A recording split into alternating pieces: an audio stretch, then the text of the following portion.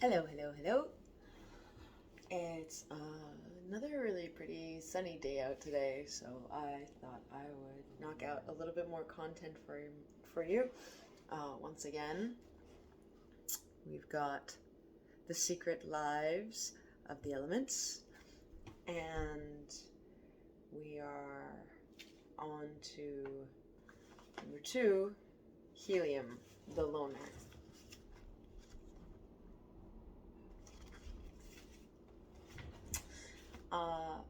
I guess I should introduce myself. I'm Cindy with an S, and a Y and an I, but not where you think. And I just like picking up random books and reading excerpts out of them for you. So, especially when it's a sunny day by my little window spot. So, let me get to it. Helium, the Loner. Helium is the wallflower of the periodic table. Most elements interact with each other to form compounds, some more enthusiastically than others, but helium will have nothing to do with other elements or even other atoms of itself. A few elements decay so soon after they're created that they simply do not exist long enough to undergo a chemical reaction, but helium has been around since the beginning. It condensed out of the broiling mass of matter and energy that was the Big Bang at around the 300,000 year mark. Even with time on their side, it is possible that some of the helium atoms that popped into being billions of years ago have never formed a chemical bond with another atom in their entire existence.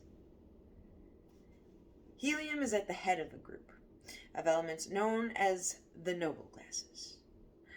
A name that gives them an air of smug superiority they frankly do not deserve. Helium is not lazy. It does not look down on other elements as unworthy of interaction. It is simply that a helium atom is perfectly happy by itself. The 2 protons at the center of every atom define it as helium.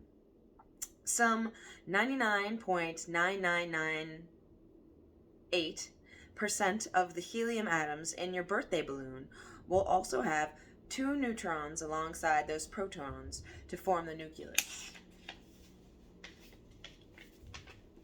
But it is the 2 electrons spinning around the protons and neutrons that make helium so content.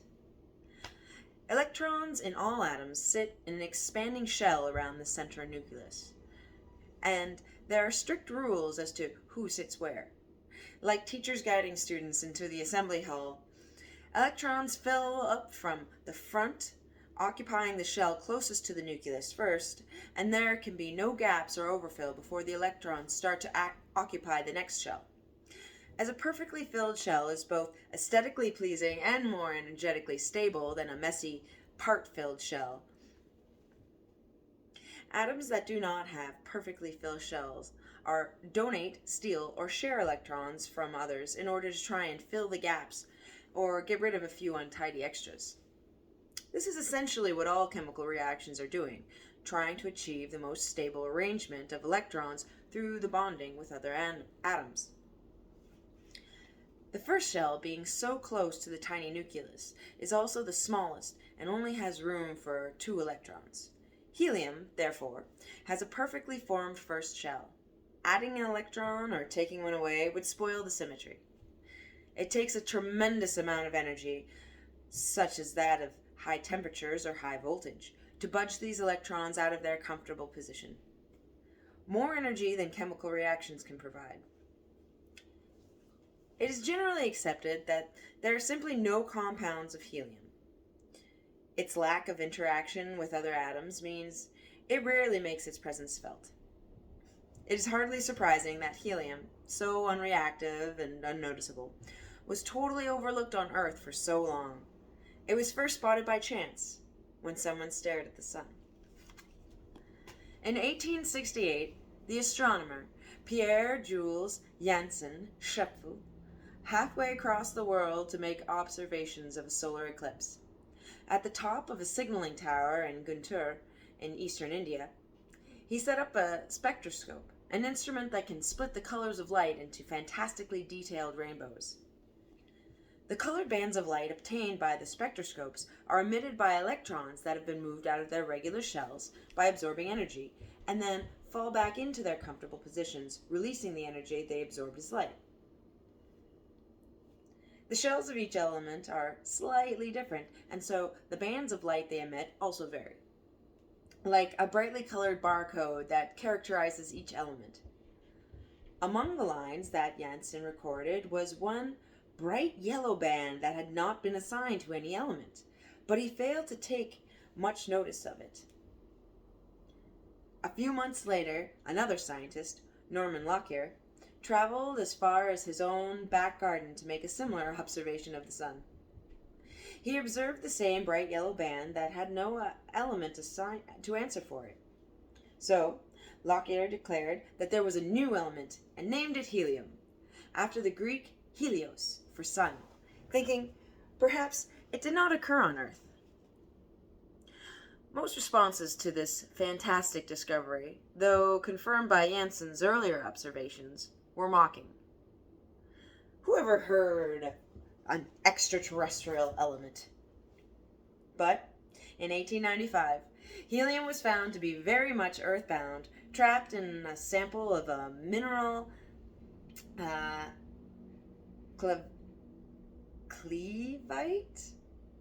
Oh, I'm probably screwing that up. Completely unnoticed until William Ramsay found it with a spectroscope.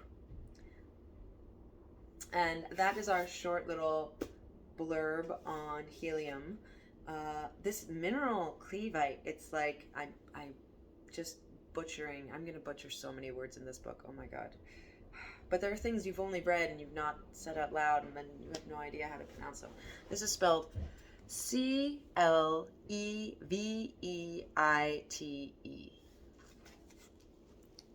Right there. Are you going to focus? Perhaps.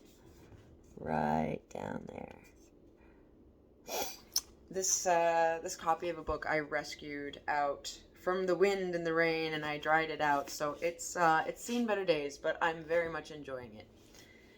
Anyway, I hope you all have a wonderful day, and I'll see you again soon. Bye.